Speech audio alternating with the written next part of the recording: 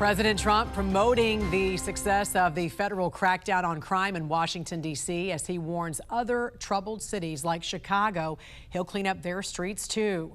Over the Labor Day weekend, at least 54 people were shot, 7 were killed as residents and Chicago police welcome any federal law enforcement, even as Democratic leaders in the city continue to refuse help and have even ordered the city's police to not work with ICE on any operations.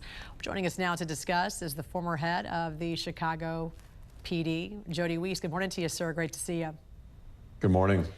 You know, we've heard from both Illinois Governor Jody Pritzker and Chicago Mayor Brandon Johnson, and both are adamant. They've both stated they will do everything they can to resist any federal law enforcement. We even saw Mayor Johnson signing that executive order to ban local police from working with federal law enforcement should they come to Chicago. What's your thoughts on this, especially given the cooperation we've seen with D.C.? Yeah, if you look at D.C., that's really, I think, the blueprint for how federal authorities can work with local authorities. But, you know, Jan, their comments are literally absurd to me. And what do they mean by resist and rise up? Are we talking about the I word, insurrection? Let's look at the numbers, because to me, if you don't want the Fed help, then you must be happy with the numbers you have in crime. And we all know the only acceptable number for murder would be 0. But you just quoted some numbers. Think about that. In a Labor Day weekend, 54 people shot, 7 killed.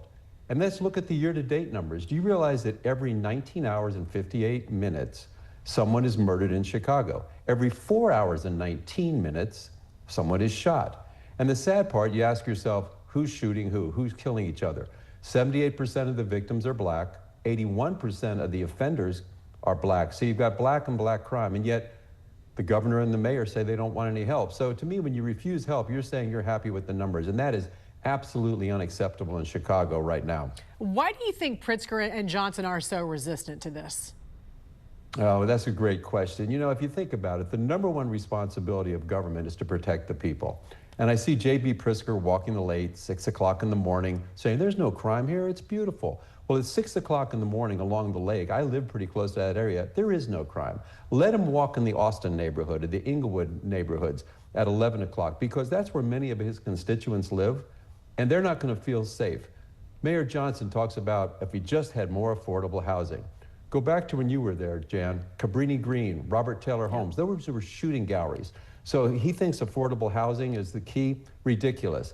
You ask why they don't want to do it? If I'm going to say a simple answer, I think they're afraid. I think they are afraid that people will see what can be done if politicians commit to taking action and really want to make a difference. That's the only reason I can think of, because otherwise it makes no sense. And if you look at what Mayor Bowser has done in D.C., she's embraced it, and it's made a huge difference. I wish they would learn from her. Would it be different if it was perhaps a Democratic president? Do you think this is all politics? Oh, I think that would change 100%. If Barack Obama was still there and he sent in the troops for this, I think it would be embraced. In fact, when they had that, I think you were still there, they had that killing of that young boy in one of the high schools when the mayor was out of town. Yeah. For the Olympics, and we had Eric Holder came out, and we thought he was going to pledge a lot of support. I thought he was going to send in additional federal resources and do all this great thing. He did nothing. But yeah, I think that would be a totally different story if this was a Democratic president offering resources.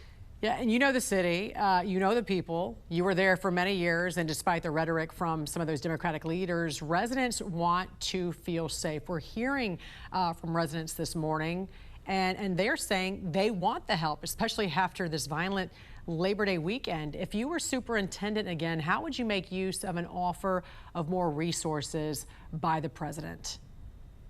Boy, that'd be such a great offer. And I'm going to address this 2 different ways, Jan. First, Chicago Police Department has worked with federal agencies forever. Usually they're the long-term gang cases, drug cases, and those are very effective, but they take years to get that return on investment.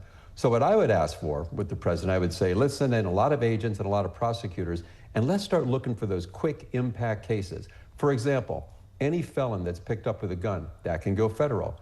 Drug possession with the intent to distribute, that can go federal. If you find a gun in a narcotics arrest, that can go federal. And my favorite of all time, Hobbs Act.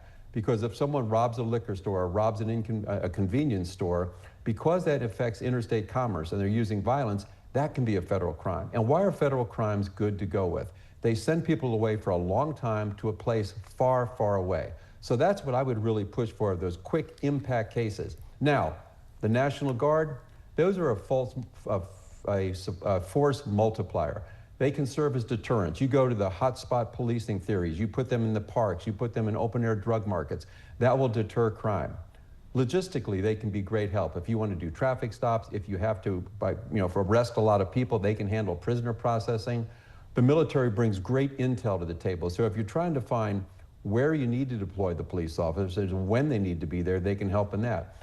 And let's not forget, they can also protect federal resources. So if ICE is trying to do their job and going out and arresting illegal aliens and they're getting attacked or harassed from different mobs, they can protect them as well as the federal structures. So there's so much that could be done. Yes, it would take a little planning, but I would love to have that opportunity to coordinate that for the city of Chicago, because I do think you could make a very, very impactful difference in a short period of time. Yeah, and I think it's also important to note, too, you had a great relationship with the mayor at the time, Mayor Daley, and I think that's equally as important for this mayor as well, to have that equal cooperation with his police department. And right now, a lot of police officers are saying they do want the help. Former head of the Chicago PD, Jody Weis, always a pleasure to see you, sir. Thanks for joining us. Thank you, Jen. Have a great day. You too.